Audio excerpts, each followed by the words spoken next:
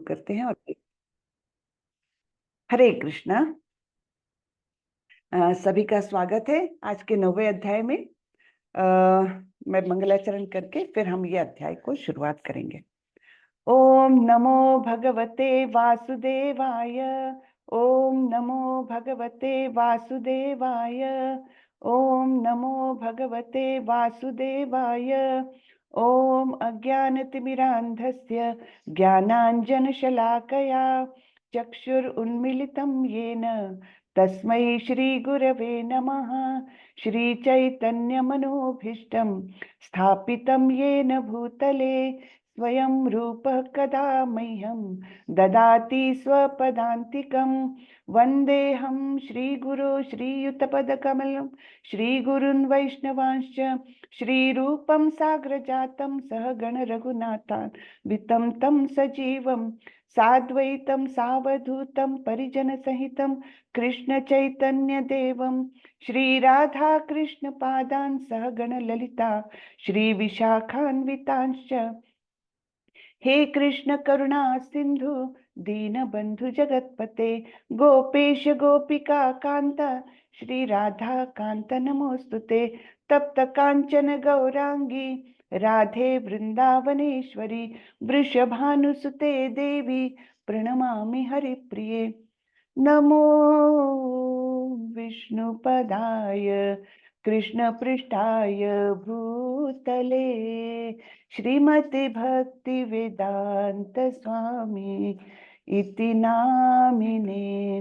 नमस्ते सारस्वते देवे गौरवाणी प्रचारिणे निर्विशेषाय शून्यवादी पाश्चात्य देशतारिणे।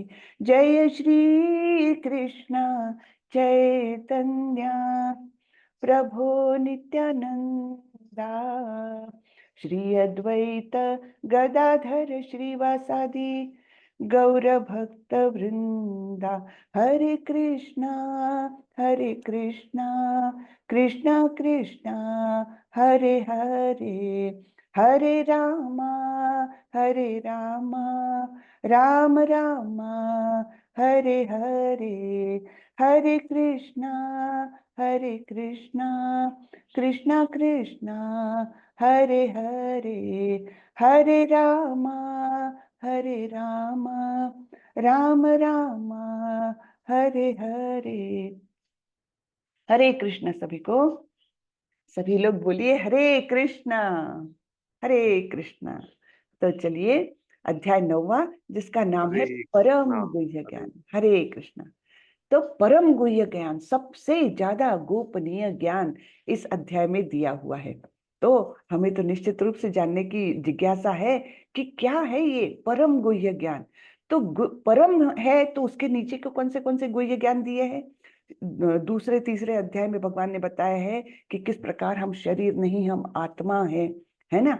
फिर भगवान ने 7वें 8वें अध्याय में बताया है कि किस प्रकार उनका प्राकट्य हम महसूस कर सकते, क्या ऐश्वर्य है भगवान के, है ना। 7वें अध्याय में बताया है कि रसो हम अपसु कौन्तेय प्रभास्मि शशि सूर्य यो, है ना। प्रणव सर्व वेदेशु शब्द के पौरुषम नृषु। इस प्रकार उनका प्राकट्य भौतिक जगत में हम कैसे कैसे महसूस कर सकते हैं वो सब दिया है ना। 7वें अध्याय में 8वें अध्याय में भी उन्होंने भगवत प्राप्ति के विषय में गुह्य ज्ञान दिया है। लेकिन ये है जो परम गुह्य ज्ञान। हाँ, तो परम गुह्य ज्ञान द्वारा हम क्या जानने वाले हैं हम देखते हैं। ठीक है, इसकी भी शुरुआत भगवान स्वयं कर रहे हैं।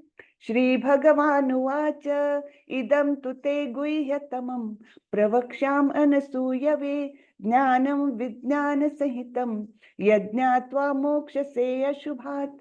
श्री भगवान ने कहा, हे अर्जुन, चूंकि तुम मुझसे कभी ईर्ष्या नहीं करते इसलिए मैं तुम्हें यह परम गुह्य ज्ञान तथा अनुभूति बतलाऊंगा जिसे जानकर तुम संसार के सारे क्लेशों से मुक्त हो सकते हो। तो क्यों बता रहे हैं? क्योंकि मुझसे कभी तुम ईर्ष्या नहीं करते। ईर्ष्या करना यानी क्या? ईर्ष्या करना यानी आपके पास कोई वस्तु है, मुझे वो वस्तु बड़ी अच्छी लगती है। सपोज आपकी कार, वो आपकी कार मुझे बड़ी पसंद है, लेकिन मुझे हमेशा लगता है ये आपके पास क्यों है, ये मेरे पास होनी चाहिए थी। है ना। वैसे भगवान कृष्ण के ईर्ष्या करने वाले बहुत लोग हैं यहाँ पर, इस भौतिक जगत में। वो क्या सोचते हैं, अरे उनकी क्या पूजा करना, मेरी पूजा करो, है ना। मैं भी तो इतना सामर्थ्यवान हूँ, इतना धनवान हूँ, है ना, इतना बलवान हूँ, सब कुछ, है ना। तो मैंने भगवान की पूजा करना ये भी उनको रास नहीं आता, और वे इस प्रकार भगवान की ईर्ष्या करते हैं। तो इसलिए अर्जुन बिल्कुल ईर्ष्या नहीं करते थे श्री भगवान से, है ना। जब यद्यपि उनके समकालीन थे, उनके समवयस्क थे, और फिर भी पांडवों की जो पूरा जीवन निकला कितना कष्टप्रद निकला, है ना। यद्यपि सभी पांचों के पांचों पांडव अपने अपने अपने फील्ड में एकदम अद्भुत कार्य करते थे, फिर भी उनका जीवन जो था अत्यंत कष्टमय, पूरा जीवन। और श्री कृष्ण तो द्वारकाधीश बने, इतने ऐश्वर्य संपन्न, इतने बड़े बड़े महलों में रहने वाले, और पूरे दुनिया में पूजे जाने वाले, ऐसे उनका जो अस्तित्व था, है ना। लेकिन अर्जुन के मन में कभी उनके बारे में ईर्ष्या नहीं आई, पांडव के सभी के मन में कभी नहीं आई, और वे उनको अत्यंत आदर पूर्वक उनका व्यवहार रहता था कृष्ण के प्रति। तो इसलिए भगवान बोलते हैं कि चूंकि तुम मुझसे कभी ईर्ष्या नहीं करते, यानी कि जो ईर्ष्या करेंगे उनको ये ज्ञान कभी मिलेगा ही नहीं। तो इसीलिए भगवत गीता के अनेक भाष्य है, करीबन 800 भाष्य इस पर लिखे हैं अलग अलग ऑथर्स ने। लेकिन मोस्टली क्या है, वो भगवान से शुद्ध भाव से नहीं मिलते, उनको शुद्ध भाव से नहीं देखते, मन में कहीं ना कहीं ईर्ष्या है, और वो तब क्या होता है, वो भाष्य भी जो है वो अशुद्ध हो जाते हैं, है ना। उनका भाव वो कहीं ना कहीं उस भाष्य में आता है, तो भाष्य में वो नहीं ज्ञान आता जो वास्तविक कृष्ण ने अर्जुन को बताया, और अर्जुन ने जिस प्रकार से उसको ग्रहण किया, वैसा के वैसा शुद्ध ज्ञान कैसा मिलेगा, जब वो शुद्ध भक्त के माध्यम से हम तक पहुंचेगा। और इसीलिए ये जो भगवत गीता यथा रूप है, जो श्रीला प्रभुपाद ने लिखी है, वो एक भक्त ने, एक सच्चे भक्त ने गुरु शिष्य परंपरा के माध्यम से प्राप्त किया हुआ ज्ञान, उसमें पूरे तरीके से उतारा गया है, इसलिए वो ज्ञान शुद्ध है ना। और इसलिए हमने कभी भी किसी का भी भाष्य पढ़ते समय बहुत सावधानी बरतनी चाहिए। कोई भी गलत भाष्य हमारे मन में मतलब वो पैदा कर सकता है, गंदगी पैदा कर सकता है। भगवान कृष्ण के बारे में जो शुद्ध भक्ति होनी चाहिए वो नहीं रहेगी, कहीं ना कहीं हमारे मन में संदेह उत्पन्न होगा कि ये क्या सब इमेजिनरी है क्या, है ना। माइथोलॉजी तो बोलते ही हैं इसको, अंग्रेजों ने ये शब्द दिया है, ये माइथोलॉजी नहीं है, ये इतिहास है, ये वास्तव में सब कुछ घटित हुआ है ना। और उस भाव से हमने उसको ग्रहण करना चाहिए कि ये ज्ञान जो श्री कृष्ण, जो परम पिता परमेश्वर है, जो गोलोक वृंदावन में नित्य वास करते हैं, उन्होंने इस धरती पर आकर ये ज्ञान हमारे लिए छोड़ा हुआ है ना। नहीं तो अर्जुन तो ऐसे थे नहीं कि जिनको भ्रम हो जाए, है ना। लेकिन पहले अध्याय में हमने देखा था कैसे वे भ्रमित हो गए थे, कैसे निराश हो गए थे। विषाद योग उस अध्याय का नाम है ना, अर्जुन विषाद योग। तो ये सब कुछ हुआ क्यों, क्योंकि ये कलयुगी लोगों के लिए भगवान को ये ज्ञान देकर जाना था, है ना। इसलिए, नहीं तो कोई आवश्यकता नहीं थी। जब युद्ध के लिए सारे सैनिक खड़े ही थे, अंत में भी हमने देखा महाभारत का युद्ध हुआ ही, फिर बीच में ये आया क्यों, भगवत गीता का ज्ञान आया क्यों, क्योंकि ये मानसिक जो परिवर्तन है अर्जुन का, है ना, विषाद से लेकर निश्चय तक का, तो वो भगवत गीता के माध्यम से आया है ना। निश्चय पूर्वक फिर वो लड़ने के लिए तैयार हो गए, लेकिन पहले कैसे थे, एकदम निराश। तो इसलिए ये भगवत भक्ति का ज्ञान जो है वो यथा रूप में जो हम तक पहुंचता है वो ही शुद्ध ज्ञान है। और इसलिए हम लोग हमेशा बोलते हैं कि भगवत गीता यथा रूप का पठन करिए, तब आपको वो भाव मिलेगा। ठीक है। तो चूंकि तुम मुझसे कभी ईर्ष्या नहीं करते, इसलिए मैं तुम्हें यह परम गुह्य ज्ञान तथा अनुभूति बतलाऊंगा, जिसे जानकर तुम संसार के सारे क्लेशों से मुक्त हो जाओगे। हम्म। तो तात्पर्य में श्रीला प्रभुपाद बोलते हैं, श्रीला प्रभुपाद की जय। जो जो भक्त भगवान के विषयों में अधिकाधिक सुनता है, त्यों त्यों वह आत्म प्रकाशित होता जाता है। तो जितना जितना हम सुनेंगे भगवान के बारे में, इसलिए श्रवणम सबसे पहला भक्ति का नव नव विधा भक्ति जो बताई है, उसमें पहला चरण आता है श्रवण का। जितना ज्यादा हम सुनेंगे, शुद्ध भक्तों से सुनेंगे, उतनी हमारी भक्ति जो है प्रज्वलित होती जाएगी। तो भक्ति के 9 चरण कौन से बताए हैं, 9 स्टेजेस कौन सी बताई है? श्रवणम, कीर्तनम, कीर्तनम यानी बोलना, फिर विष्णु स्मरणम, इसका उसका स्मरण नहीं, विष्णु का स्मरण, है ना।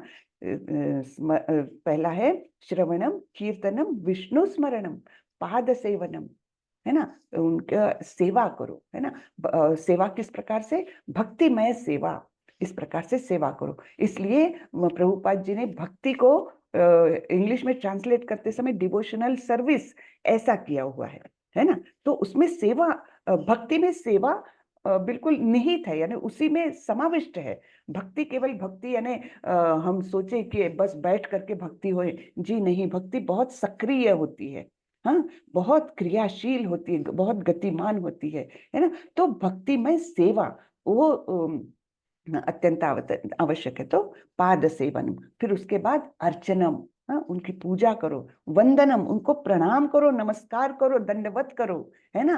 वंदनम, दास्यम, उनके दास बनो, और फिर दास्यम साख्यम, और फिर आत्मनिवेदन, है, उनको सखा बनाओ अपना।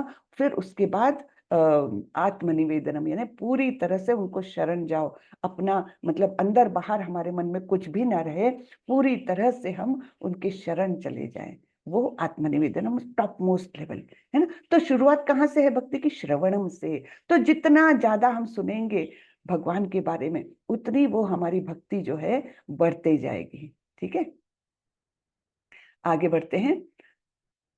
राज विद्या राजगुह्यम पवित्रम इदम उत्तमम प्रत्यक्षावगमम धर्म्यम सुसुखम कर्तुम अव्ययम।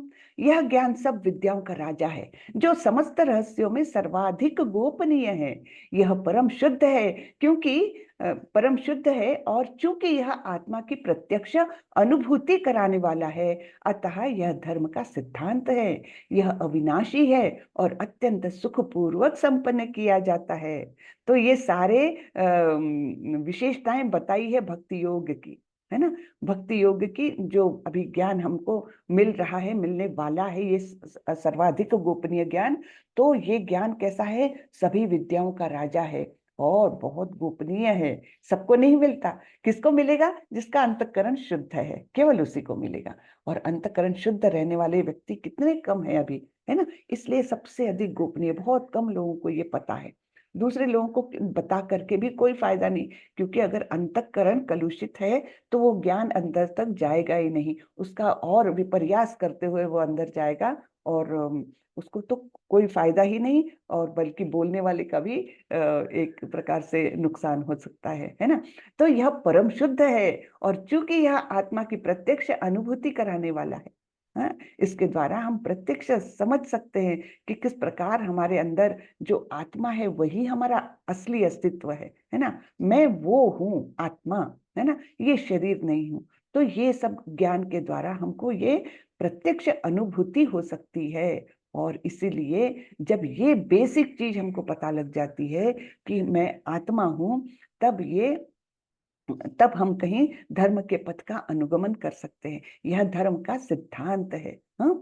तो ये कैसा ज्ञान है? अविनाशी है। यह हमेशा से सभी काल में सभी स्थानों पर ये खरा उतरता है, ये ज्ञान है, और अत्यंत सुखपूर्वक संपन्न किया जाता है। सबसे अच्छी बात है ना। ये नहीं कि जंगल में जाकर या बर्फीले पहाड़ पर जाकर हमको तपस्या करनी है उल्टे होकर के, कुछ भी नहीं करना है। हम जहाँ हैं वहीं रहना है, लेकिन ये इसको संपन्न हम कर सकते हैं जहां हैं, बिल्कुल वही। बाहरी दृष्टि से हमें कोई अंतर नहीं, लेकिन मानसिक दृष्टि से हम पूरी तरह से बदल जाते हैं। ऐसा ये ज्ञान है ना। और मन ही तो है जो हमको सुख का, दुख का, सब कुछ यानी मनोधर्म से ही तो ये सब सुख दुख उत्पन्न होते हैं ना। तो जब हमारा मन ही बदल जाएगा, तब हमको मतलब हर जगह पर हम सुख देख सकते हैं, सुख और दुख में एक समान रह सकते। सुख दुखे समे कृत्वा लाभा लाभो जया जयो, दूसरे अध्याय में बताया है ना भगवान ने कि जो स्थित प्रज्ञ होता है वो कैसा करता है, सुख दुखे समे कृत्वा, उसको कोई फर्क नहीं पड़ता है, समे कृत्वा एक जैसा कर लेता है वो सुख और दुख के एहसास को। ठीक है, आगे बढ़ते हैं। देखिए कितना बड़ा परपट लिखा है, तात्पर्य लिखा है प्रभुपाद जी ने, और बहुत सुंदर लिखा है। हमारे पास समय की कमी है, अन्यथा सच्ची में ये पूरा पूरा तात्पर्य पढ़ना चाहिए, लेकिन इतना समय हमको मिला नहीं है, इसलिए हम उसको शॉर्ट में बताते हुए आगे चलते हैं। अश्रद्धधानः पुरुषा धर्मस्यास्य परन्तप अप्राप्य माम निवर्तन्ते मृत्यु संसार वर्त्मनि। हे परंतप, जो लोग भक्ति में श्रद्धा नहीं रखते वे मुझे प्राप्त नहीं कर पाते। ठीक है, सीधी बात है, जो भक्ति में श्रद्धा नहीं है वो तो भगवान को कभी प्राप्त ही नहीं कर पाते। अतः वे इस भौतिक जगत में जन्म मृत्यु के मार्ग पर वापस आते रहते हैं। तो सबसे पहले भक्ति में जाने के लिए श्रद्धा पहला सोपान है, वो है ना, श्रद्धा। श्रद्धा रहेगी तब हम आगे बढ़ेंगे। श्रद्धा, साधु संगा, भजन क्रिया, अनर्थ निवृत्ति, ये एक एक एक एक स्टेज हम पार कर जाएंगे। लेकिन पहला अगर नहीं है, हमारे मन में श्रद्धा ही नहीं है, तो हम आगे जा ही नहीं सकते। ठीक है, तो इसलिए ऐसे लोग क्या है, भौतिक जगत में जन्म मृत्यु के चक्र में फंसे ही रहते हैं। यहाँ पर वो बहुत सुंदर श्लोक उद्धृत किया है प्रभुपाद जी ने, श्रीमद् भागवत में कहा गया है। ये मैंने आप लोगों को बहुत बार बताया भी है, ये श्लोक बहुत सुंदर है और वो बेस है हमारे भक्ति का। देखिए, है ना, यथा तरोर्मूल निषेचनेन तृप्तन्ति तत्स्कंद भुजोपशाखाः प्राणोपहाराच यथेन्द्रियाणाम तथैव सर्वाद हरण अच्युतेज्या। है ना, वृक्ष की जड़ को सींचने से उसकी डालें, टहनियां तथा पत्तियां तुष्ट होती है, और आमाशय को भोजन प्रदान करने से शरीर की सारी इंद्रियां तृप्त होती है। इसी तरह भगवान की दिव्य सेवा करने से सारे देवता तथा अन्य समस्त जीव स्वतः ही प्रसन्न होते हैं। ठीक है, इसका एक उदाहरण आप लोगों को शायद याद होगा। जब पांडव वनवास में थे, तब दुर्योधन को उनको तकलीफ तो देना था, तो दुर्वास मुनि जो थे वो दुर्योधन के पास आए थे। दुर्योधन ने उनका बड़ा आदर सत्कार किया, सब कुछ किया, तो उनको अच्छा भोजन कराया सारे शिष्यों को मिलके, है ना। और फिर वो जाने लगे। दुर्वास मुनि अत्यंत प्रसन्न हुए दुर्योधन से, बोले तुमने हमारी बहुत सेवा की है, आदर सत्कार किया है, मांगो तुमको जो कुछ मांगना है। तो बोले आप तो मुझ पर प्रसन्न हो गए, आप एक काम करिए, आप ना मेरे भाई लोग 5 भाई लोग वो वनवास में हैं, तो कृपया आप उनके यहाँ जाइए और उनको भी ये आनंद दीजिए आपका आदरातिथ्य करने का। अब हुआ था क्या कि भगवान ने द्रौपदी को एक ऐसा पात्र दिया था, अक्षय पात्र, जिसमें जो चाहो वो भरपूर मात्रा में जितना चाहो उतना भोजन निकल सकता था। तो पांडव लोग सभी का आदरातिथ्य करते थे, सब कुछ होता था, किंतु उसमें एक कंडीशन ये थी कि अगर द्रौपदी ने खाना खा लिया, सबसे आखिरी में खाती थी वो, तो द्रौपदी ने खाना खा लिया और वो बर्तन को साफ करके मांज करके रख दिया, तब उसके बाद उस दिन उसमें से खाना नहीं निकलेगा। ये एक कंडीशन थी। अब हुआ क्या कि दुर्वास मुनि अपने 60,000 शिष्यों के साथ वहां पहुंचे पांडवों के पास, और फिर बोले कि हम आए हैं और हम भोजन करेंगे। तो सब लोग एकदम सकपका गए, बाप रे, 60,000 शिष्यों के साथ आए दुर्वास मुनि, जो हमेशा क्रोधित रहते हैं, मतलब क्रोध एकदम उनको तुरंत आ जाता है, कैसे करेंगे, क्योंकि सबका खाना हो गया, द्रौपदी ने भी खा पी के वो पात्र को धो करके रख दिया था, अब क्या होगा, बड़ी चिंता में। फिर द्रौपदी ने कृष्ण का स्मरण किया, कृष्ण वहां आए, बोले क्या हो गया, क्यों चिंतित हो सब लोग। तो इन लोगों ने तब तक बोल दिया था दुर्वास मुनि का, हाँ हाँ आपका भोजन तैयार रखेंगे, आप अपने शिष्यों के साथ स्नान करके आ जाइए, हम तब तक भोजन की व्यवस्था करते हैं। अब दुर्वास मुनि गए थे स्नान करने के लिए, इधर ये लोग सब चिंतित। तो कृष्ण आए, बोले क्या हुआ, चिंता का कारण क्या है। तब उन्होंने बताया कि ऐसा ऐसा हुआ है कि हमने तो पात्र भी धो करके रख दिया है, अब क्या करेंगे। बोले नहीं, तुम अच्छे से देखो पात्र को, तो उसमें थोड़ा सा साग जो है थोड़ी सी भाजी ऐसे लगी हुई थी उसमें, तो कृष्ण ने वो उठाई और खाई और डकार दी, बहुत तृप्ति की डकार दी। अब जैसे ही भगवान की तृप्ति हो गई, तो उधर दुर्वास मुनि और उनके सारे शिष्य वो भी एकदम तृप्ति फील करने लग गए। अरे बाप रे, उनको डर लगा कि हमने तो बोला है कि भोजन करने आते, लेकिन इतना पेट भरा हुआ है, अब तो कुछ एक दाना भी नहीं खा सकते। तो दुर्वास मुनि और उनके 60,000 शिष्य वहीं के वहीं भाग गए, निकल गए, है ना। तो ये यहाँ पर है कि जैसे इसी तरह भगवान की दिव्य सेवा करने से, यानी भगवान को तृप्त करने से, सारे देवी देवता तथा अन्य समस्त जीव स्वतः ही प्रसन्न हो जाते। तो इधर भगवान ने डकार दी तो सारे उधर दुर्वास मुनि के शिष्य सब लोग डकार देने लग गए थे, है ना, और एकदम तृप्ति फील करने लग गए थे। तो ये मतलब ये कथा मुझे याद आई, इसलिए मैंने बताई। ठीक है, तो इस प्रकार जब कृष्ण तृप्त हो जाते हैं तो सारा विश्व तृप्त हो जाता है अपने आप। ठीक है, तो आगे बढ़ते हैं हम। मया ततमिदं सर्वं जगदव्यक्तमूर्तिना मत्स्थानि सर्वभूतानि न चाहं तेष्वस्थितः। यह संपूर्ण जगत मेरे अव्यक्त रूप द्वारा व्याप्त है, समस्त जीव मुझ में है, किंतु मैं उनमें नहीं हूँ। तो ये है भगवान की अचिंत्य शक्ति, जिसका हम चिंतन भी नहीं कर सकते हैं, है ना, हमारी बुद्धि से बहुत बहुत परे हैं। यानी वे व्याप्त है, सारे जगत को उन्होंने अव्यक्त रूप से व्याप्त करके रखा है। हाँ, व्यक्त नहीं है, अव्यक्त रूप से ये करता है, किया हुआ है, और समस्त जीव मुझ में है, किंतु मैं उनमें नहीं हूं, इस प्रकार बोल रहे हैं भगवान, है ना। तो ये उनकी जो विरोधाभास करने वाली शक्तियां, जो जिनको हम कहते हैं अचिंत्य शक्तियां। हाँ, तो यहाँ पर तात्पर्य में श्रीला प्रभुपाद बोलते हैं, भगवान की अनुभूति स्थूल इंद्रियों से नहीं हो पाती। कहा जाता है कि अतः श्री कृष्ण नामादि न भवेद ग्राह्यम इंद्रियैहि सेवोन्मुखे ही जिह्वादौ स्वयमेव स्फुरति यदा। है ना, भगवान श्री कृष्ण के नाम, यश, लीलाओं आदि को भौतिक इंद्रियों से नहीं समझा जा सकता।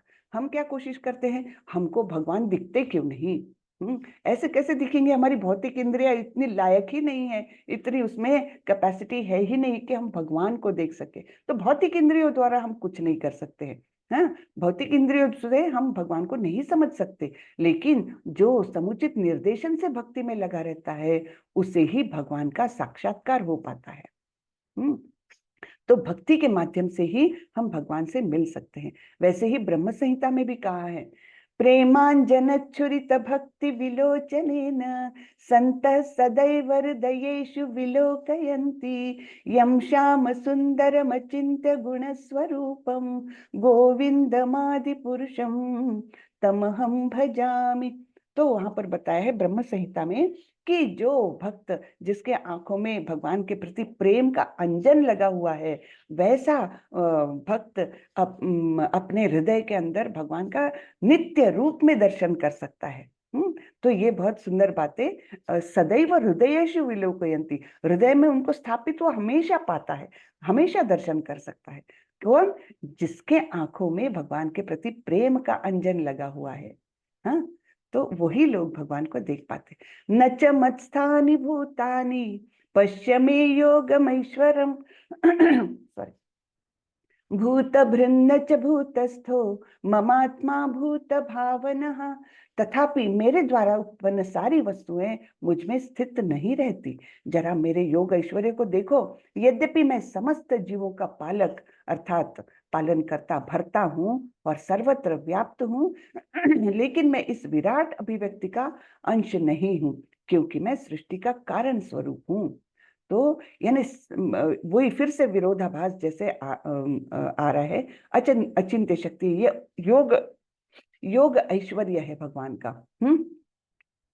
तो मेरे द्वारा उत्पन्न सारी वस्तुएं मुझ में स्थित नहीं रहती, मैं उत्पन्न करता हूं, अलग कर देता हूं, इस प्रकार से बोल रहे हैं। जरा मेरे योग ऐश्वर्य को देखो। यद्यपि मैं समस्त जीवों का पालक हूं, सभी का मैं पालन करता हूँ। एक्चुअली सृजन करता, पालन करता, विनाश करता सभी कुछ भगवान ही है।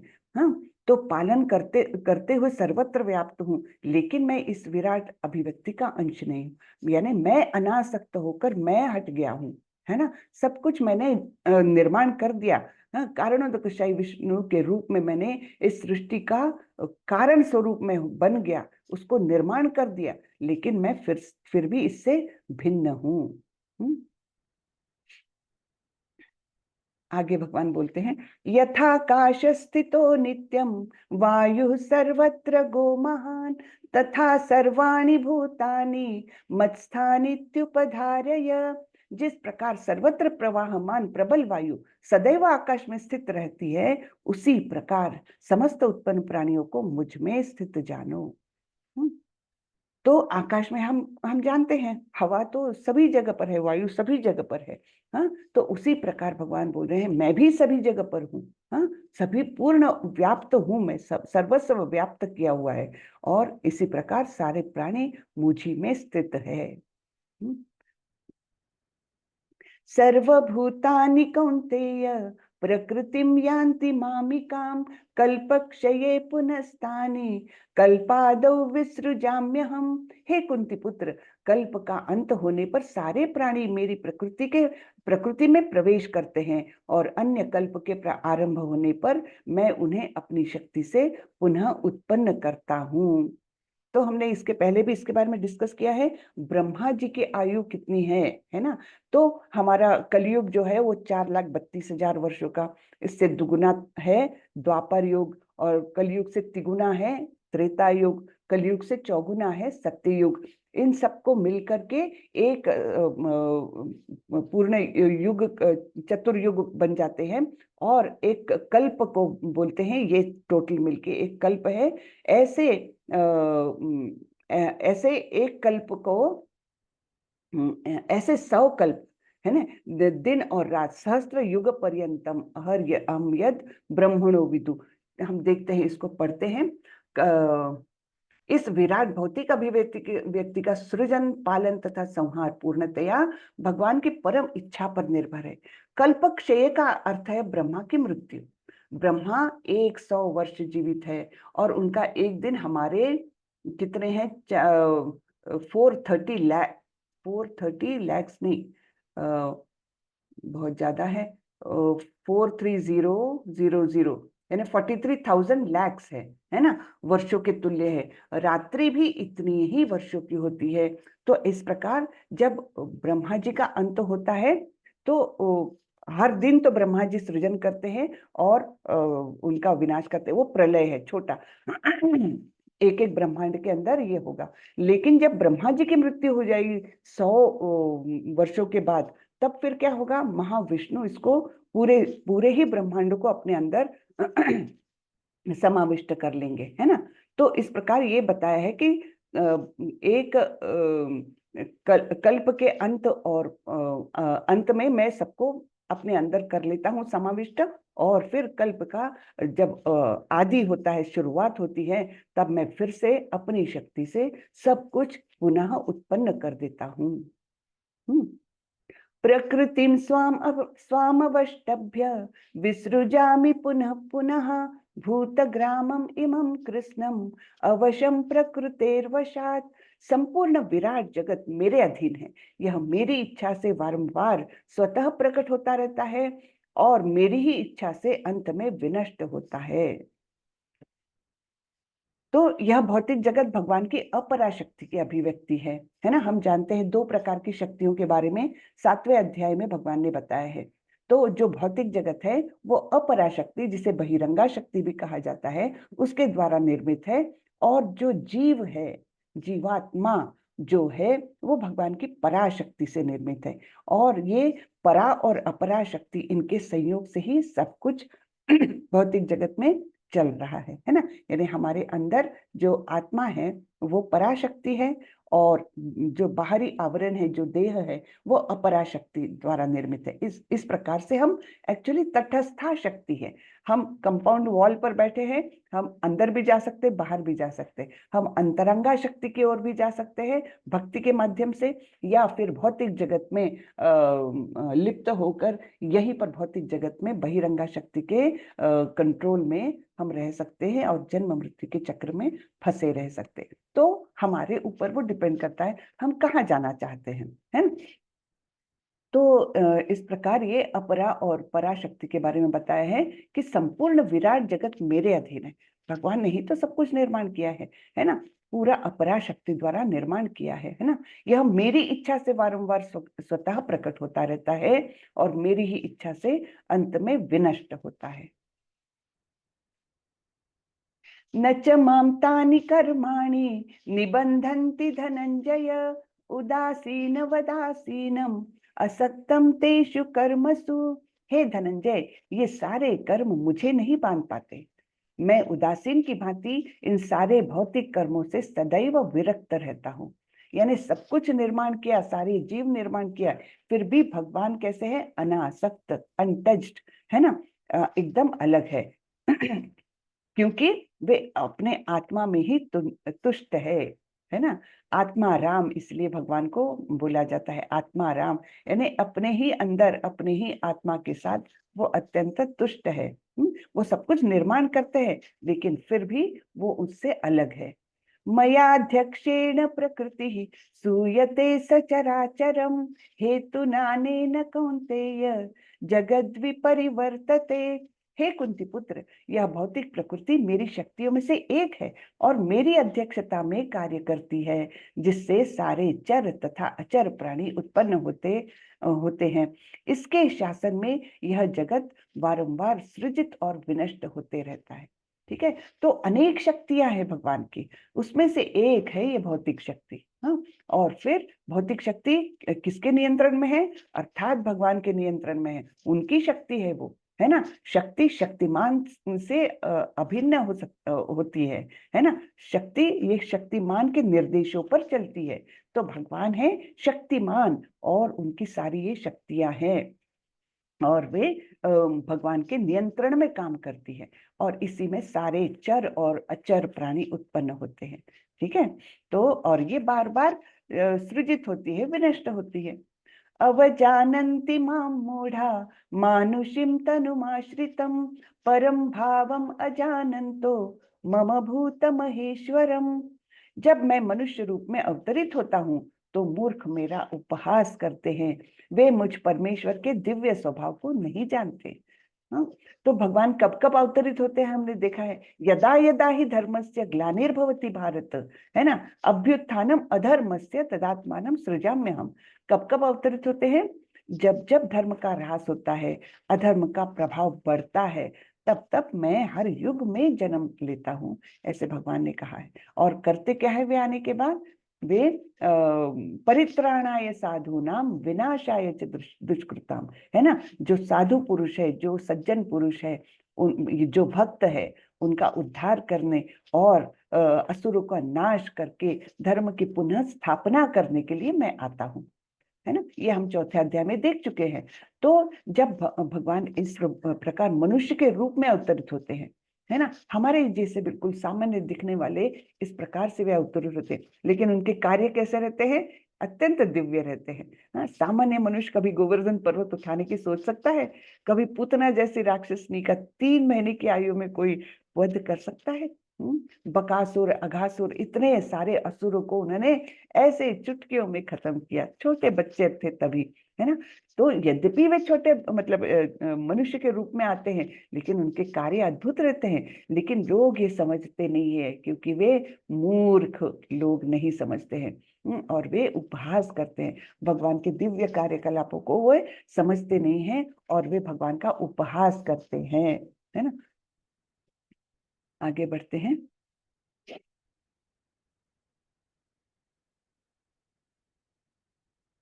देखिए कितने बड़े बड़े पर्पस लिखे, क्योंकि ये बहुत महत्वपूर्ण अध्याय है। एक्चुअली ये सारे तात्पर्य आप लोग देखिए, प्रयत्न करिए और पढ़ने की कोशिश करिए। बहुत सुंदर तात्पर्य लिखे हैं, लेकिन बहुत बड़े हैं तो हम कवर नहीं कर सकते हैं। ठीक है, मोघाशा मोघ कर्माणो मोघ ज्ञान विचेतसः राक्षसीम आसुरीम चैव प्रकृतिम मोहिनीम श्रितः। जो लोग इस प्रकार मोहग्रस्त होते हैं वे आसुरी तथा नास्तिक विचारों के प्रति आकृष्ट रहते हैं। ठीक है ना। इस मोहग्रस्त अवस्था में उनकी मुक्ति आशा, उनके सकाम कर्म तथा ज्ञान का अनुशीलन सभी निष्फल हो जाते हैं। तो ऐसे मोहग्रस्त लोग कैसे, जो भगवान की वास्तविक प्रकृति को जान नहीं पाते हैं, वे हमेशा ऐसे आसुरी और नास्तिक विचारों के प्रति आकृष्ट होते हैं, है ना। नास्तिक यानी कौन, कि जो भगवान के अस्तित्व को ही नहीं मानता, नकारता है वो, हाँ। और आसुर यानी वो खुद को ही महान मानने लगते हैं, है ना। तो इस प्रकार से ऐसे विचारों के प्रति वो लोग आकृष्ट होते हैं, और फिर ऐसे अवस्था में वो चाहे कितने भी अच्छे काम कर ले, हाँ, सकाम कर्म, उन्होंने दान धर्म किया, कुछ भी किया, लेकिन अगर भगवान के प्रति श्रद्धा ही नहीं है, भगवान के अस्तित्व को ही नकारते हैं, तो फिर चाहे वो कितने भी अच्छे काम कर ले, कितना भी ज्ञान प्राप्त कर ले, है ना, और उनकी मुक्ति की आशा, मुक्ति के लिए वो कोई प्रयत्न करे, जैसे ध्यान करते हैं, ज्ञान का अनुशीलन करते हैं, तो ये सब कुछ निष्फल हो जाता है, इसका कोई उनको योग्य फल मिल ही नहीं सकता। महात्मानस्तु मां पार्थ दैवीं प्रकृतिमाश्रिताः भजन्ति अनन्यमनसो ज्ञात्वा भूतादिमव्ययम्। हे पार्थ, मोह मुक्त महात्मा जन दैवी प्रकृति के संरक्षण में रहते हैं। वे पूर्णतः भक्ति में निमग्न रहते हैं, क्योंकि वे मुझे आदि तथा अविनाशी भगवान के रूप में जानते हैं। हमने ये महात्मा जन, इनके बारे में हमने पिछले अध्यायों में भी पढ़ा है। कौन लोग हैं? आर्तो जिज्ञासु अर्थार्थी ज्ञानी। ये यद्यपि यानी सकाम भक्ति लेकर भगवान के पास जाते हैं, लेकिन जाते तो हैं, है ना। तो जैसे ही कोई व्यक्ति भगवान के पास जाता है, वो अपने आप में महात्मा बन जाता है, और फिर उसका संरक्षण कौन करता है? दैवी प्रकृति, जो भगवान की प्रकृति है, दैवी यानी अंतरंगा जो शक्तियां हैं, वो उसके संरक्षण में लग जाती है। कितना सुंदर है ना। तो हमको क्या करना है? हमको केवल भगवान की शरण जाना है। भगवान जो कुछ चाहिए हमको, बहुत सारी आसक्तियां रहती है मन में, इच्छाएं रहती है, ठीक है, कोई बात नहीं, लेकिन हमको, अगर हम वही मांगने के लिए भी भगवान के पास गए, आर्त बन के जाओ, जिज्ञासु बन के जाओ, या अर्थार्थी बन के जाओ, है ना, अर्थ यानी धन, धन की प्राप्ति के लिए जाओ, या फिर ज्ञानी बन के जाओ, कि वेदों में तो ऐसा लिखा है, वास्तव में भगवान कैसे है, ज्ञान से परिपूर्ण होकर भी जाओ, कुछ भी कोई भी तरीके से जाओ, आप महात्मा की कैटेगरी में आ गए, भगवान के पास गए, तो है ना, तो महात्मा की कैटेगरी में आ गए, और हमको फिर दैवी प्रकृति का संरक्षण मिल जाता है ना। ऐसे लोग पूर्णतः भक्ति में निमग्न रहते हैं, क्योंकि वे मुझे आदि तथा अविनाशी भगवान के रूप में जानते हैं। बस भगवान का अस्तित्व कैसा है, वो जानकारी भी हमारे लिए बहुत लाभप्रद है। यही हमें भक्ति की ओर ले जाती है। इसलिए हमको भगवान के बारे में ज्यादा से ज्यादा जानना बहुत आवश्यक है। यहाँ तो हम यानी भगवत गीता क्या है? भगवान ने बोला हुआ गीत है, तो इसके माध्यम से हम थोड़ी बहुत जानकारी हासिल करते हैं। लेकिन जब हम भगवान के परम भक्तों के बारे में जानते हैं, तब उनसे जो भक्ति की विधियां हैं, वो हम जब जानने लगते हैं, तो और भी हमारी भक्ति डीप होती है। और ये भागवतम करता है। भागवतम में क्या है? कृष्ण की महिमा तो है ही, लेकिन वो भक्तों के माध्यम से, भक्तों के साथ, अलग अलग प्रकार के भक्तों के साथ भगवान का कैसा व्यवहार रहा, किस प्रकार से वो भक्त दृढ़ निश्चय करके किस प्रकार भक्ति के मार्ग पर अटल बने रहे, कितनी भी बाधाएं आई, फिर भी वे अपने मार्ग से नहीं हटे। ये सब हम भागवतम में पढ़ सकते हैं, है ना। तो इसलिए ये सब पढ़ने से क्या होता है, हमको भगवान के बारे में जैसे जैसे हम पढ़ेंगे, तो वो भक्ति हमारी बढ़ने लगती है, अपने आप बढ़ने लगती है। ठीक है। सततम कीर्तयन्तो माम यतन्तश्च दृढ़व्रतः नमस्यन्तश्च माम भक्त्या नित्ययुक्ता उपासते। ये महात्मा मेरी महिमा का नित्य कीर्तन करते हुए, दृढ़ संकल्प के साथ प्रयास करते हुए, मुझे नमस्कार करते हुए, भक्ति भाव से निरंतर मेरी पूजा करते हैं। तो ऐसे महात्मा है जो भगवान के भक्ति में लगे रहते हैं। तो यहाँ पर तात्पर्य में प्रभुपाद जी बोलते हैं, सामान्य पुरुष को रबर की मुहर लगाकर महात्मा नहीं बनाया जाता। हाँ, कि आप बोल लो कि कोई भी व्यक्ति है, बस ये भक्त है, ऐसा नहीं होता। यहाँ पर उसके लक्षणों का वर्णन किया है। महात्मा सदैव भगवान कृष्ण के गुणों का कीर्तन करता रहता है, उसके पास कोई दूसरा कार्य नहीं रहता। सॉरी।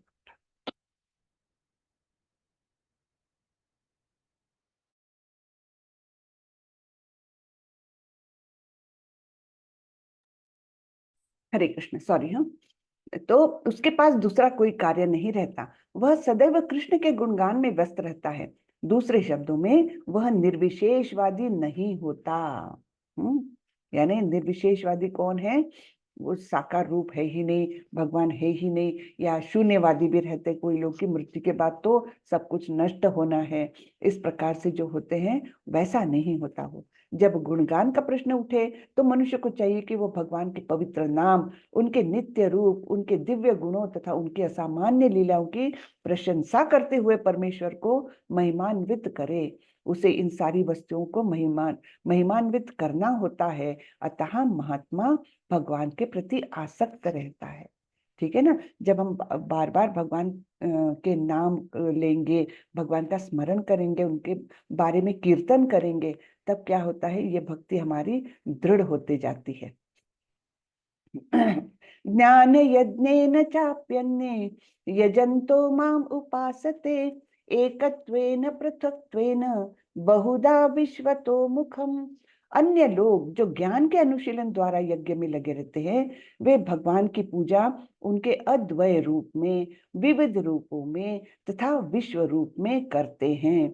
तो यहाँ 3 प्रकार के ये लोग बताए हैं जो ज्ञान में लगे हुए हैं, लेकिन भगवान को कैसे रूप में पूजते हैं? अद्वय रूप में, है ना? अद्वय यानी मैं ही भगवान हूँ, इस प्रकार से जो बोलते हैं, मैं भी भगवान हूँ, तुम भी भगवान हो, सब भगवान है, इस प्रकार से, तो वो योग्य नहीं है। भगवान अलग है ना? वो कैसे हैं? जो हमारे हमसे गुणात्मक रूप से तो एक है, लेकिन मात्रा में प्रचंड है, मतलब उनका कोई काउंट ही नहीं, इतने प्रचंड है वो, है ना? लेकिन जो लोग ऐसे हैं जो अद्वय रूप में उनको पूजते हैं, या फिर विविध रूपों में, देवता लोगों को भी वो भगवान स्वरूप समझ करके उनकी भी पूजा करते हैं, या विश्व रूप में, हाँ, विराट रूप में उनकी पूजा करते हैं, जो भौतिक जगत के प्राकट्य का कारण है ना? उस रूप में वो पूजा करते हैं। तो ये तीनों भी देखिए यहाँ पर 3 कोटियों में उनको रखा जाता है। परमेश्वर तथा अपने को एक मानकर पूजा करने वाले हैं, भगवान और मैं एक ही, तो मैं भी भगवान हूँ, है ना? और परमेश्वर को किसी मनोकल्पित रूप में पूजा करने वाले तथा भगवान के विश्व रूप की पूजा करने वाले। इनमें से सबसे अधम वे हैं जो अपने आप को अद्वैतकारी मानकर अपनी पूजा परमेश्वर के रूप में करते हैं। यानी हम ब्रह्मास्मि, मैं ही ब्रह्म हूँ और मैं ही भगवान हूँ, है ना? मुझ में और भगवान में क्या अंतर है? इस प्रकार से जो है उनको अधम कहा जाता है। और इन्हीं का प्राधान्य भी है। ऐसे लोग अपने को परमेश्वर मानते हैं और सॉरी और इस मानसिकता के कारण वे अपनी पूजा आप करते हैं। यह भी एक प्रकार की ईश पूजा है, क्योंकि वे समझते हैं कि वे भौतिक पदार्थ न होकर आत्मा है। कम से कम ऐसा भाव तो प्रधान रहता है। सामान्यतया निर्विशेषवादी इसी प्रकार से परमेश्वर को पूजते हैं। दूसरी कोटि के लोग वे हैं जो देवताओं के उपासक है, जो अपनी कल्पना से किसी भी स्वरूप को परमेश्वर का स्वरूप मान लेते हैं। तृतीय कोटि में वे लोग आते हैं जो इस ब्रह्मांड से परे कुछ भी नहीं सोच पाते। उनको ये लगता है कि ये ब्रह्मांड ही सब कुछ है ना? लेकिन ब्रह्मांड तो अनेक है, भगवान की जो क्रिएशन है वो तो अनेक है, असीम है। तो वो इसको सीमित कर लेते हैं, है ना? ब्रह्मांड को ही परम जीव या सत्ता मानकर उनकी उपासना करते हैं। यह ब्रह्मांड भी भगवान का एक स्वरूप है। इस प्रकार से वे अलग अलग रूप से भगवान की ये करते हैं, पूजा करते हैं। अहम क्रतुरहम यज्ञ स्वदाहम अहम औषधम मंत्रो अहम अहमे वाज्यम अहम अग्निर अहम हुतम। किंतु मैं ही कर्मकांड, मैं ही यज्ञ, पितरों को दिया जाने वाला तर्पण, औषधि, दिव्य ध्वनि यानी मंत्र, घी, अग्नि तथा आहुति भी हूँ। यानी सर्वे सर्वा जो है वो मैं ही हूँ। ये भगवान बार बार बता रहे हैं, है ना? ये ज्ञान हमको मिलना आवश्यक है, नहीं तो हम मतलब भगवान के अस्तित्व को समझ ही नहीं सकेंगे, है ना? पिता हमस्य जगतो माता धाता पितामह वेद्यम पवित्रम ओंकार रुक्साम यजुरेव च। मैं इस ब्रह्मांड का पिता, माता, आश्रय तथा पितामह हूँ। मैं ज्ञेय यानी जानने योग्य, शुद्धिकर्ता तथा ओमकार हूँ। मैं ऋग्वेद, सामवेद तथा यजुर्वेद भी हूँ। तो भगवान अपना अस्तित्व कहाँ कहाँ है वो बता रहे हैं, है ना। और मेन बता रहे हैं कि मैं सभी जीवों का, ब्रह्मांड का ही मैं माता पिता आश्रय और पितामह भी हूँ। यानी ये सब कुछ जो उत्पन्न हुआ है, ब्रह्मांडों की जो उत्पत्ति हुई है, वो भी उसका आश्रय स्थान भी मैं हूँ और निर्माता भी मैं हूँ। ठीक है। और मैं ही ज्ञेय अर्थात जानने योग्य हूँ, शुद्धि करता। हाँ, जो कुछ भी अशुद्धियां है उनका निराकरण करने वाला भी मैं ही हूँ। और ओमकार यानी वो ध्वनि जो हमेशा ब्रह्मांड में चलती ही रहती है, ऐसा वो ध्वनि मैं हूँ, है ना। और सारे वेद भी मैं हूँ, सारे ही वेद मैं हूँ। गतिर्भर्ता प्रभु साक्षी, निवासः शरणं सुहृत्, प्रभव प्रलय स्थानम, निधानम बीजम अव्ययम। मैं ही लक्ष्य, पालन करता, स्वामी, साक्षी, धाम, शरण स्थली तथा अत्यंत प्रिय मित्र हूँ। मैं सृष्टि तथा प्रलय, सबका आधार, आश्रय तथा अविनाशी बीज भी हूँ। ठीक है। गति का अर्थ है गंतव्य या लक्ष्य, जहां हम जाना चाहते हैं। तो ये हमारा लक्ष्य क्या होना चाहिए? भगवान के धाम जाना। तो ये लक्ष्य जहां हम जाना चाहते हैं वो भी भगवान है, लेकिन चरम लक्ष्य तो कृष्ण है, यद्यपि लोग इसे जानते नहीं है।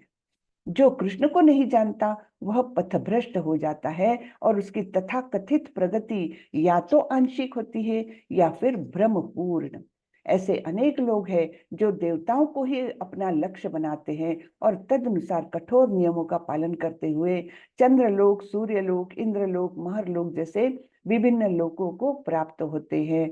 किंतु ये सारे लोक कृष्ण की ही सृष्टि होने के कारण कृष्ण है और नहीं भी है। हम्म। ठीक है। तो इस प्रकार ये बताया गया है कि लक्ष्य, पालन करता, स्वामी, साक्षी, धाम, ये सब कुछ भगवान ही है। तपाम्यहम अहम वर्षम, निगृहाम्युत्सृजामि च, अमृतम चैव मृत्युश्च, सद असच्चाहम अर्जुन। हे अर्जुन, मैं ही ताप प्रदान करता हूँ और वर्षा को रोकता तथा लाता हूँ। मैं अमरत्व हूँ और साक्षात मृत्यु भी हूँ। आत्मा तथा पदार्थ यानी सत तथा असत दोनों मुझ ही में हैं। तो जो कुछ भी है इन ब्रह्मांडों में, जो कुछ भी है, चाहे वो भौतिक जगत में हो चाहे आध्यात्मिक जगत में हो, सभी कुछ भगवान ही है। सबके कारण स्वरूप भगवान ही है। जैसे एक ये बताया है कि वर्षा को लाने वाला भी मैं हूँ, रोकने वाला भी मैं हूँ। हाँ, तो अभी तो वर्षा ने हाहाकार मचाया हुआ है हमारे भारत में, है ना। तो वो सब कुछ करने वाले कौन है? भगवान ही है। तो अमरत्व भी हूँ और साक्षात मृत्यु भी हूँ। सब अलग अलग प्रकार से भगवान बता रहे हैं कि दो सभी प्रकार के विरोधाभासों में वही है। त्रैविद्या माम सोमपः पूतपापा, यज्ञैरिष्ट्वा स्वर्गतिं प्रार्थयन्ते, ते पुण्यमासाद्य सुरेंद्र लोकम, अश्नन्ति दिव्यान दिवि देव भोगान। जो वेदों का अध्ययन करते तथा सोमरस का पान करते हैं, वे स्वर्ग प्राप्ति की गवेषणा करते हुए अप्रत्यक्ष रूप से मेरी पूजा करते हैं। वे पाप कर्म से शुद्ध होकर इंद्र के पवित्र स्वर्गिक धाम में जन्म लेते हैं, जहां वे देवताओं का सा आनंद पाते हैं। ठीक है। तो ये वेदाध्ययन करने वालों का ये गंतव्य है ना, कि वे इंद्र लोक को, अच्छे लोक में जा सकते हैं। वे वहां पर बहुत इंद्रिय तृप्ति के साधन होते हैं और देवताओं का सा आनंद वे पाते हैं। हाँ, तो ये वेदाध्ययन करने वाले लोग हैं। तो त्रैविद्या शब्द तीन वेदों साम, यजु तथा ऋग्वेद का सूचक है। जिस ब्राह्मण ने इन तीनों वेदों का अध्ययन किया है वह त्रिवेदी कहलाता है। जो इन तीनों वेदों से प्राप्त ज्ञान के प्रति आसक्त रहता है उसका समाज में आदर होता है। दुर्भाग्यवश वेदों के ऐसे अनेक पंडित हैं जो उनके अध्ययन के चरम लक्ष्य को नहीं समझते। यानी केवल वेदाध्ययन करने से वो व्यक्ति भक्त नहीं बन सकता, क्योंकि वेदों का उद्देश्य ही है भगवान को जानना। लेकिन वो भगवान को नहीं जानते, बाकी सब कुछ कर्म कांड वगैरह सब कुछ जानने लगते हैं। तो इसलिए एक्चुअली जो केवल वेदाध्ययन के नाम पर करते हैं, भगवान को नहीं जानते, वो केवल उतना ही लेवल तक जा सकते हैं जैसे स्वर्गलोक तक, है ना, ये ऐसे बताया है। तेतं भूत्वा स्वर्गलोकं विशालं क्षीणे पुण्ये मर्त्यलोकं विशन्ति एवं त्रयी धर्ममनुप्रपन्ना गतागतं काम कामा लभन्ते। इस प्रकार जब वे उपासक विस्तृत स्वर्गिक इंद्रिय सुख को भोग लेते हैं और उनके पुण्य कर्मों के फल क्षीण हो जाते हैं, तो वे इस मृत्यु लोक में पुनः लौट आते हैं। इस प्रकार जो तीनों वेदों के सिद्धांतों में दृढ़ रहकर इंद्रिय सुख की गवेषणा करते हैं, उन्हें जन्म मृत्यु का चक्र ही मिल पाता है। तो जाते तो हैं इंद्रलोक स्वर्गलोक उच्च लोकों में जाते तो हैं, लेकिन कब तक वहां रखेंगे? जब तक वीसा एक्सपायर नहीं हो जाता है। वीसा कब एक्सपायर हो जाएगा उनका? जब उनके सारे पुण्य कर्म जो है वो खत्म हो जाएंगे, और फिर यानी बैंक बैलेंस जो है उनका, पुण्यों का बैंक बैलेंस वो खत्म हो गया, तो फिर उनको जन्म मृत्यु के इस चक्र में आना ही पड़ता है, मृत्यु लोक में उनको आना ही पड़ता है। ठीक है, तो इस प्रकार जो केवल वेदों को पढ़ते हैं, है ना, लेकिन उसका तात्पर्य नहीं समझते, उसका लक्ष्य नहीं समझते, तो वे केवल इंद्रिय सुख में लिप्त रहते हैं और उनको इस भौतिक जगत में आना ही पड़ता है, जन्म मृत्यु होता ही रहता है। अनन्याश्चिन्तयन्तो माम ये जनाः पर्युपासते तेषां नित्याभियुक्तानां योगक्षेमं वहाम्यहम्। किंतु जो लोग अनन्य भाव से मेरे दिव्य स्वरूप का ध्यान करते हुए निरंतर मेरी पूजा करते हैं, उनकी जो आवश्यकताएं होती है उन्हें मैं पूरा करता हूँ, और जो उनके पास है उसकी रक्षा करता हूँ। ठीक है, तो अनन्य भाव से, शायद ये मैंने एक यमुनाचार्य की कहानी आप लोगों को पहले बताई है, शायद फिर से छोटे से शॉर्ट में रिपीट करती हूँ। तो यमुनाचार्य बहुत महान भक्त थे और वे भाष्य लिख रहे थे भगवत गीता का, और इस श्लोक पर आए वो, है ना, उन्होंने लिखा कि तेषाम नित्याभियुक्तानाम योगक्षेमम वहाम्यहम, अहम, मैं करता हूँ, है ना। पहले उन्होंने लिखा कि मैं उनकी रक्षा करता हूँ और मैं उनकी आवश्यकताएं पूरी करता हूँ, लेकिन फिर उनको लगा कि मैं लिखने का क्या तात्पर्य है ना, भगवान स्वयं क्यों आएंगे? वो तो उनके पास तो इतने पार्षद है, कोई भी किसी को भी बोल देंगे। तो उन्होंने उसको ऐसे काटा, वो लिखा हुआ था उसको काटा, और फिर लिखा कि मैं उनकी रक्षा करवाता हूँ, उनकी आवश्यकताएं पूरी करवाता हूँ, है ना, इस प्रकार से लिखा। और फिर वो चले गए थे स्नान करने के लिए, और उनकी पत्नी थी घर में। तब दो लड़के, सुंदर से लड़के आए, और उन्होंने थैलियों में भर भर के बहुत सारा सामान लाया था, और वे आए और उनकी पत्नी को बोले कि ये सामान यमुनाचार्य ने भेजा है और ये आप रख लीजिए। तो उन्होंने बोला कि अच्छा रुक जाइए आप, वो लोग वो आते ही होंगे भी स्नान करके। नहीं नहीं, हमको उनसे बहुत डर लगता है, वो बहुत हमको उन्होंने बहुत मारा है। तो अरे, यमुनाचार्य ने तुमको मारा? क्यों मारा बेटा? तो बोले वो तो पता नहीं, लेकिन देखिए कितना मारा है। तो पीठ पर दोनों के भी ऐसे स्क्रैचेस, इतने बड़े बड़े। तो उनकी पत्नी को बड़ा दुख हुआ। तो वो बोली कि ये तो बहुत गलत बात हुई तुम लोगों के साथ। ठीक है, तुम लोग जाओ, मैं उनको बताती हूँ। फिर यमुनाचार्य आए तो उन्होंने बोला कि देखिए, आपने इतना सारा सामान भिजवाया ना, जो कुछ घर में नहीं था वो सब कुछ आपने तो भिजवा दिया, लेकिन आपने उन बच्चों को ऐसे मारा क्यों? तो यमुनाचार्य बोले, मैंने सामान भिजवाया? मैंने किसी को मारा? ये तो मैंने ना सामान भिजवाया है, ना मैंने किसी को कष्ट दिया है, ये तुम क्या बोल रहे हो? तो बोले नहीं, उनके पीठ पर ऐसे बड़े बड़े लकीरें थी। तो यमुनाचार्य को कुछ भी ध्यान में नहीं आया। फिर बहुत देर बाद फिर दोबारा से जब वे अपने टेबल पर बैठे और लिखने लगे, तब उनको दिखा कि मैंने पिछले श्लोक में ऐसा किया हुआ है कि मैं उनकी आवश्यकताओं को पूरा करता हूँ, मैं उनकी रक्षा करता हूँ, है ना। तो एकदम से उनको समझ में आया। फिर उन्होंने वर्णन पूछा, कैसे थे वे दिखने में? तो बोले एक तो सांवला था, एक तो गोरा था, और ऐसे ऐसे थे, बड़े सुंदर बालक थे ऐसे। तो उनको यमुनाचार्य को लगा, ओ मैंने ये क्या कर दिया, मैंने ये सब मिटाया। वो बताने के लिए भगवान आए। फिर यमुनाचार्य ने उसको करेक्ट किया कि मैं उनकी आवश्यकताएं पूरी करता हूँ और मैं उनकी रक्षा करता हूँ, है ना। तो ये इस प्रकार अपने भक्तों को भगवान गाइड भी करते हैं कि तुम यहाँ गलत कर रहे हो, ये भाष्य तुम्हारा गलत हो रहा है। तो इस प्रकार मतलब एक वो आती है कथा मैंने सुनी हुई है। हरे कृष्ण। आगे बढ़ते हैं। येऽप्यन्य देवता भक्ता यजन्ते श्रद्धयान्वितः तेऽपि मामेव कौन्तेय यजन्ति अविधि पूर्वकम। हे कुंती पुत्र, जो लोग अन्य देवताओं के भक्त हैं और उनकी श्रद्धा पूर्वक पूजा करते हैं, वास्तव में वे भी मेरी ही पूजा करते हैं, किंतु वे यह त्रुटिपूर्ण ढंग से करते हैं, है ना। तो जो अन्य देवता, सारे देवता क्या है? भगवान के अंश स्वरूप है, अंग स्वरूप है। तब देवताओं की पूजा करना भी वैसे तो भगवान की पूजा है, लेकिन वो अविधि पूर्वक है।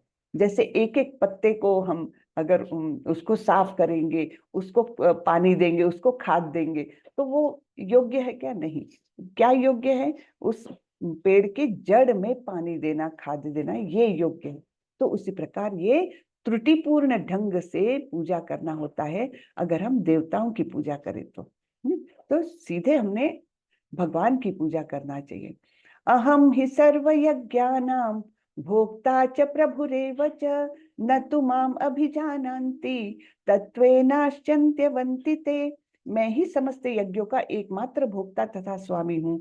अतः जो लोग मेरे वास्तविक दिव्य स्वभाव को नहीं पहचान पाते, वे नीचे गिर जाते हैं।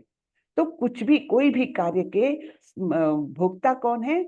भोक्तारम यज्ञ तपसाम कौन है? हमने शांति सूत्र में देखा था 5वें अध्याय के अंत में कि भोक्तारम यज्ञ तपसाम सर्वलोक महेश्वरम। वही बातें यहाँ बताई है कि मैं ही एकमात्र भोक्ता हूँ और मैं ही स्वामी हूँ सभी लोगों का। तो मैं ही समस्त यज्ञों का एकमात्र भोक्ता और स्वामी हूँ। तो जो लोग इस दिव्य स्वभाव को नहीं पहचान पाते, उनका पतन होता है ना। जो भगवान के इस स्वरूप को नहीं जानते कि एक्चुअली सभी क्रियाओं का, सभी यज्ञों का, सभी तपस्याओं के परम भोक्ता है भगवान, सभी लोगों के स्वामी है भगवान। लेकिन हम लोग क्या सोचते हैं? मैं स्वामी हूँ इस जमीन का, मैं स्वामी हूँ, मालिक हूँ इस बंगले का, है ना। मैं मेरा स्वामित्व हम जताना चाहते हैं, लेकिन वास्तविक स्वामी तो एक ही है, प्रोप्राइटर एक ही है। कौन है? भगवान। और एंजॉयर भी कौन है? भगवान, है ना। हम अपने आप को एंजॉयर, प्रोप्राइटर के रूप में अगर सोचते हैं तो वो बहुत गलत बात है और इससे हमारा पतन हो सकता है ना। यान्ति देवव्रता देवान् पितॄन् यान्ति पितृव्रताः भूतानि यान्ति भूतेज्या यान्ति मद्याजिनोऽपि माम्। जो देवताओं की पूजा करते हैं वे देवताओं के बीच जन्म लेंगे, जो पितरों को पूजते हैं वे पितरों के पास जाते हैं, जो भूत प्रेतों की उपासना करते हैं वे उन्हीं के बीच जन्म लेते हैं, और जो मेरी पूजा करते हैं वे मेरे साथ निवास करते हैं। ठीक है।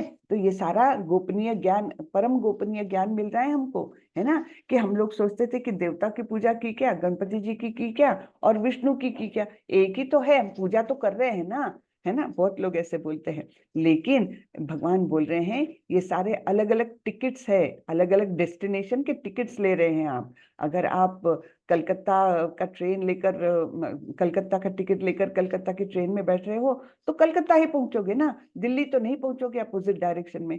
ऐसा तो नहीं कि कोई भी टिकट ले लो और आप दिल्ली पहुंच जाओगे, है ना। ऐसा तो नहीं है। तो वही बात है यहाँ पर कि जिसकी भी पूजा करोगे आप उसी के गंतव्य पर जाओगे, वही आपका टिकट बन जाता है। ठीक है। तो जो भगवान की पूजा करेंगे तो वो भगवान के परम धाम जाएंगे, बाकी सब लोग अपने अपने गंतव्य पर जाएंगे। जो परम धाम नहीं है वहां से वापस आना पड़ता है, जन्म मृत्यु के चक्कर में फंसना पड़ता है। लेकिन भगवान की पूजा करने पर हम भगवान के धाम में जाते हैं। ठीक है। अब भगवान को प्रसन्न कैसे करना है, भगवान को क्या अर्पण करना चाहिए, है ना, ये बहुत आसान तरीके से यहाँ पर बताया। पत्रम पुष्पम फलम तोयम यो मे भक्त्या प्रयच्छति तदहम भक्त्युपहृतम अश्नामि प्रयतात्मनः। यदि कोई प्रेम तथा भक्ति के साथ मुझे पत्र, पुष्प, फल या जल प्रदान करता है तो मैं उसे स्वीकार करता हूँ। तो यहाँ पर देना किस तरीके से है? प्रेम तथा भक्ति के साथ, ये इंपॉर्टेंट है। बाकी हम कितनी भी छोटी से छोटी चीज भगवान को अर्पण करें, भगवान ग्रहण करते हैं। अगर प्रेम और भक्ति के साथ देता हूँ। यानी कोई गरीब से गरीब भक्त भी भगवान की सेवा कर सकता है। ये नहीं कि जिसके पास धन संपत्ति है वही कर सकेगा, नहीं, बिल्कुल साधारण से साधारण व्यक्ति, उसके पास कुछ भी नहीं है तो एक पत्ता तो तुलसी का वो अर्पण कर सकता है, कुछ भी नहीं पुष्प दे सकता है, और थोड़ा है तो फल भी दे सकता है, और जल तो हर कोई दे ही सकता है ना। तो ये कोई भी चीज भक्ति पूर्वक प्रेम पूर्वक भगवान को अगर अर्पण की जाए तो भगवान उसे स्वीकार करते हैं। लेकिन यहाँ पर नोटिस करना चाहिए, नॉनवेज बिल्कुल नहीं। हाँ, ना तो अंडा, ना तो मांस, मछली, ये चीजें भगवान को बिल्कुल नहीं अर्पण करनी चाहिए, वो उसे स्वीकार नहीं करते। लेकिन कंडीशन एक ही है, प्रेम और भक्ति के साथ हमें देना है।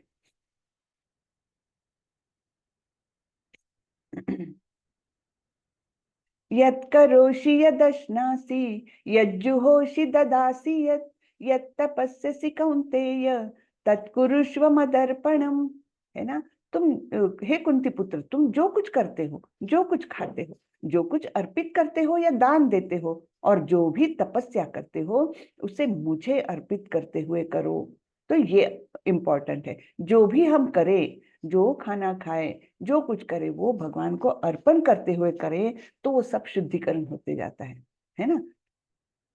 शुभाशुभ फलैरेवं मोक्ष से कर्म बंधनैः संन्यास योग युक्तात्मा विमुक्तो मामुपैष्यसि। इस तरह तुम कर्म के बंधन तथा इसके शुभ अशुभ फलों से मुक्त हो सकोगे, है ना। हमने तीसरे अध्याय में भी देखा था कि किस प्रकार कोई भी कर्म कर्म बंधन उत्पन्न करता है, लेकिन वो ही यज्ञ रूप में करे, समर्पण की भावना से करे, तब वो कोई कर्म बंधन उत्पन्न नहीं करता। तो इस तरह तुम कर्म के बंधन तथा इसके शुभ अशुभ फलों से मुक्त हो सकोगे। ठीक है। इस संन्यास योग में अपने चित्त को स्थिर करके तुम मुक्त होकर मेरे पास आ जाओगे। तो इस प्रकार का संन्यास किसे कहा गया है? कर्म फलों को त्यागना, इसको संन्यास कहा गया है। तो कर्म, तो इस प्रकार का संन्यास जब तुम अपनाओगे कि तुम सारे ही कर्म भगवान को अर्पण करते हुए करोगे, यत् करोषि यदश्नासि यज्जुहोषि ददासि, या जो कुछ भी करोगे तो वो मुझे अर्पण करते हुए करो, है ना। इसको हम पढ़ते हैं तात्पर्य को। गुरु के निर्देशन में कृष्ण भावनामृत में रहकर कर्म करने को युक्त कहते हैं। ठीक है। युक्त किसे कहते हैं? गुरु के निर्देशन में कृष्ण भावनामृत में रहकर कर्म करने को युक्त कहते हैं। पारिभाषिक शब्द युक्त वैराग्य है। श्री रूप गोस्वामी ने इसकी व्याख्या इस प्रकार की है, अनासक्तस्य विषयान यथार्हम उपयुञ्जतः निर्बंध कृष्ण संबंधे युक्त वैराग्य मुच्यते। हाँ, तो हम लोग अनेक चीजें इस्तेमाल करते हैं, कोई हरकत नहीं, ये आवश्यक नहीं है कि हम मोबाइल को त्याग दें, हम लैपटॉप को त्याग दें, है ना, हम सब कुछ अच्छे मतलब अच्छे घर को त्याग दें, ये सब आवश्यक नहीं है। आवश्यक क्या है? इनका सबका उपयोग भगवान के कार्य में रहे। हाँ, तो कृष्ण संबंध में हम अगर हर चीज को इस्तेमाल करते हैं तो वो अपने आप में वैराग्य हो जाता है, हम विरक्त हो जाते हैं उन चीजों से। उसका कर्म बंधन हमको नहीं लगता कि ये मोबाइल मैं वापर रही हूँ, अरे ऐसे कैसे, जो भक्ति में है वो मोबाइल कैसे वापरेगा? अरे मोबाइल वापरा जा रहा है केवल भक्ति के लिए, है ना, केवल क्लासेस के लिए, केवल कुछ ज्ञान प्राप्त करने के लिए लैपटॉप का उपयोग हो रहा है, केवल क्लासेस लेने के लिए। तो इस प्रकार ये सारी चीजें इस्तेमाल क्यों हो रही है? भगवान के कार्य के लिए अगर इस्तेमाल हो रही है तो अपने आप में उनका शुद्धिकरण हो गया और अपने आप हमारे मन में वैराग्य आ गया, है ना। युक्त वैराग्य उच्यते, ये बताया है। हम उन चीजों से जुड़े नहीं हैं, अनासक्त हो गए उन चीजों से, लेकिन उनका उपयोग कर रहे। जैसे प्रभुपाद जी उस समय सभी चीजों का उपयोग करते थे, है ना, अच्छी गाड़ियों में घूमते थे, एरोप्लेन में घूमते थे, और वो उसका इस्तेमाल करते थे, डिक्टाफोन, है ना, उस समय तो मॉडर्न था वो बहुत ही ज्यादा, है ना। लेकिन वो सब कुछ इस्तेमाल क्यों करते थे? प्रवास क्यों कर रहे एरोप्लेन से? जिससे कि एक जगह से दूसरी जगह जल्दी से जल्दी जाएं, वहां पर कृष्ण भावनामृत का प्रसार करें। देश विदेश में वो कितना घूमते थे, 12 वर्षों में उन्होंने 14 बार पृथ्वी की प्रदक्षिणा कर ली थी, और इतने एडवांस्ड एज में, है ना। समोहम सर्वभूतेषु न मे द्वेषोऽस्ति न प्रियः ये भजन्ति तुमां भक्त्या मयि ते तेषु चाप्यहम्। मैं न तो किसी से द्वेष करता हूँ, न ही किसी के साथ पक्षपात करता हूँ। मैं सबों के लिए समभाव हूँ, किंतु जो भी भक्ति पूर्वक मेरी सेवा करता है वह मेरा मित्र है, मुझ में स्थित रहता है और मैं भी उसका मित्र हूँ। ठीक है, तो किसी सभी तो भगवान के बच्चे हैं, है ना। तो जैसे बच्चों में भेदभाव नहीं कर सकता पिता, वैसे ही भगवान भी किसी जीव में भेदभाव नहीं कर सकते, किसी के साथ पक्षपात नहीं कर सकते। लेकिन फिर भी जो भक्ति में लगा है वह, भगवान बोलते हैं, वह मुझे प्रिय है, वह मेरा मित्र है और मुझ में ही स्थित रहता है। अपि चेत् सुदुराचारो भजते माम अनन्य भाग साधुरेव समन्तव्यः सम्यग् व्यवसितो हि सः। यदि कोई जघन्य से जघन्य भी कर्म करता है, किंतु यदि वह भक्ति में रत है तो उसे साधु मानना चाहिए, क्योंकि वह अपने संकल्प में अड़िग रहता है। तो सुदुराचारा शब्द ये महत्वपूर्ण है यहाँ पर, है ना। अपि चेत्सु दुराचारो, है ना, चेत अपि चेत सुदुराचारो, तो सुदुराचार अत्यंत महत्वपूर्ण है, अतः हमें इसे ठीक से समझना होगा। जब मनुष्य बद्ध रहता है तो उसके दो प्रकार के कर्म होते हैं, प्रथम बद्ध और द्वितीय स्वाभाविक। जिस प्रकार शरीर की रक्षा करने या समाज तथा राज्य के नियमों का पालन करने के लिए तरह तरह के कर्म करने होते हैं, उसी प्रकार से बद्ध जीवन के प्रसंग में भक्तों के लिए कर्म होते हैं जो बद्ध कहलाते हैं। इनके अतिरिक्त जो जीव अपने आध्यात्मिक स्वभाव से पूर्णतया भिन्न रहता है और कृष्ण भावनामृत में या भगवत भक्ति में लगा रहता है, उसके लिए भी कर्म होते हैं जो दिव्य कहलाते हैं। ऐसे कार्य उसकी स्वाभाविक स्थिति में संपन्न होते हैं और शास्त्रीय दृष्टि से भक्ति कहलाते हैं। ठीक है, तो ये भक्ति बहुत अच्छे सुंदर तरीके से प्रभुपाद जी ने डिफाइन कर दी है। तो इसमें क्या हो जाता है, कभी कभी उस भक्त का ऐसा लगता है कि वह पतन हो गया है। हाँ, मतलब सामान्य दृष्टि से देखने वाले को लगता है, अरे ये कैसा भक्त हुआ, इसने तो ऐसा कर्म कर दिया। लेकिन भगवान क्या बोलते हैं, फिर भी वो साधु ही रहता है। अपि चेत सुदुराचारो भजते माम अनन्य भाग साधुरेव समन्त्य। फिर भी वो भक्त ही रहेगा, वो अपने स्थान पर अड़िग रहेगा, क्योंकि वो भक्ति में रत है। क्षिप्रम भवति धर्मात्मा शश्वच्छान्ति निगच्छति कौन्तेय प्रतिजानीहि न मे भक्तः प्रणश्यति। वह तुरंत धर्मात्मा बन जाता है और स्थायी शांति को प्राप्त होता है। हे कुंती पुत्र, निडर होकर घोषणा कर दो कि मेरे भक्त का कभी विनाश नहीं होता। अब ये अर्जुन को क्यों बोल रहे हैं कि अर्जुन तुम निडर होकर घोषणा करो कि मेरे भक्त का विनाश नहीं होता। स्वयं भगवान भी बोल सकते हैं, लेकिन वो इसलिए बोलते हैं कि वो भक्तों के दिए हुए वचन का हमेशा वो किसी भी स्थिति में पालन होता है, इसकी केयर लेते हैं भगवान। खुद के वचन का कभी कभी वो मतलब खुद ने ली हुई शपथ भी तोड़ देते हैं भक्तों के लिए, लेकिन अगर भक्त ने कुछ बोल दिया तो वो निश्चित रूप से करके रहेंगे। इसलिए वो बोल रहे हैं कि कौन्तेय प्रतिजानी ही, यानी तुम निडर होकर घोषणा कर दो कि मेरे भक्त का कभी विनाश नहीं होगा। अगर मेरा भक्त ऐसा डिक्लेयर करेगा तो मैं उसका अनुपालन निश्चित रूप से करूंगा। अगर मैं बोल दूं तो शायद कभी कभी मैं तोड़ भी दूं मेरे वचन। इस प्रकार से ये भगवान का भाव है यहाँ पर। हाँ, तो यहाँ पर हमने समझना है कि अगर पतन भी हो गया भक्त का, क्षणिक रूप में कुछ पतन भी हो गया, कुछ गलत कर्म भी हो गया, फिर भी वह तुरंत धर्मात्मा बन जाता है और अपनी शांति को प्राप्त करता है। माम ही पार्थ व्यपाश्रित्य ये स्युः पापयोनयः स्त्रियो वैश्यास्तथा शूद्रास तेपि यान्ति पराम गतिम।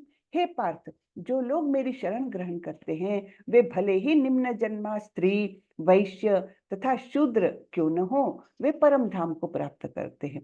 यानी कोई भी भगवान की अगर शरण भर ले तो वे परम धाम को जाते हैं, चाहे वो कोई भी हो। हाँ? किं पुनर्ब्राह्मणा पुण्या भक्ता राजर्षयस्तथा अनित्यम असुखम लोकम इमं प्राप्यम भजस्व माम।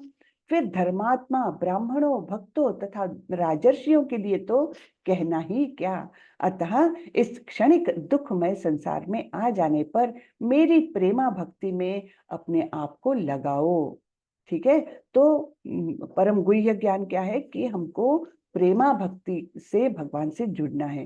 किसी भी रस में जुड़े, है ना, 5 रस में से किसी भी रस में जुड़े, लेकिन पूरी तरह से प्रेम करना है भगवान पर, है ना। तो इस प्रकार ये भगवान का कहना है। मन्मना भव मद भक्तो मद्याजी माम नमस्कुरु मामे वैश्यसि युक्त्वैवम् आत्मानं मत्परायण। अपने मन को मेरे नित्य चिंतन में लगाओ, मेरे भक्त बनो, मुझे नमस्कार करो और मेरी ही पूजा करो। इस प्रकार मुझ में पूर्णतया तल्लीन होने पर तुम निश्चित रूप से मुझको प्राप्त होगे।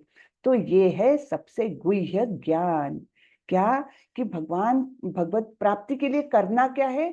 मनमना भव मद भक्तो, हाँ, अपने मन को नित्य मेरे चिंतन में लगाओ, मेरे भक्त बनो, मुझे नमस्कार करो और मेरी ही पूजा करो। बस ये 4 क्रियाएं हमेशा हमें करते रहना है।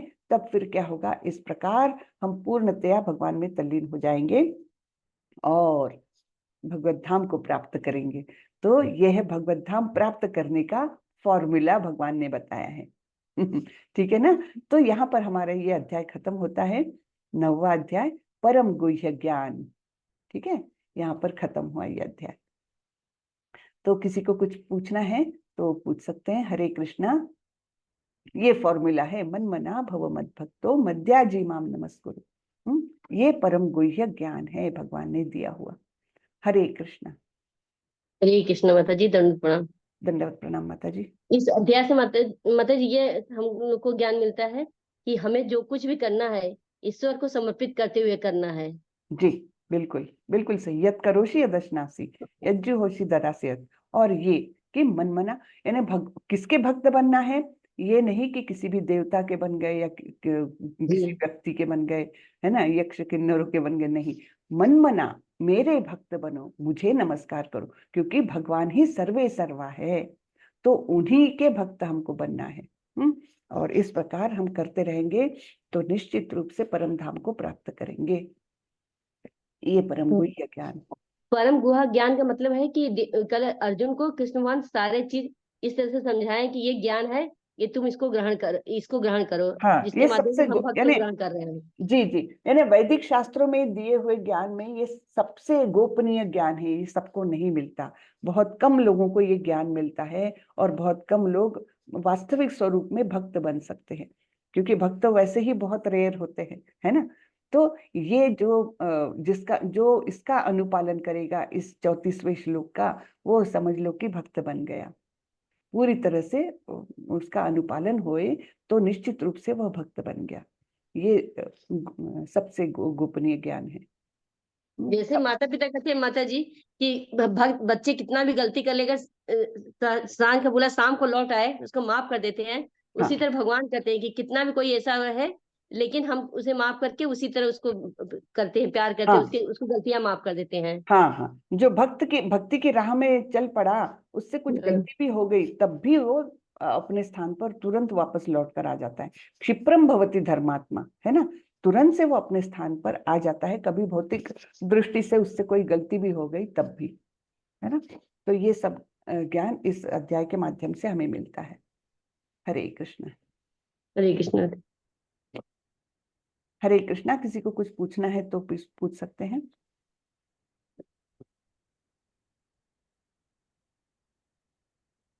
माता जी ये जो दो दो श्लोक 9वां अध्याय में, एक और अध्याय में किसमें दिया है, मन मनानम हाँ भवम मद हाँ, भक्तो। वो 18वें तो अध्याय में है, उसकी सेकंड लाइन बदल दी है सिर्फ।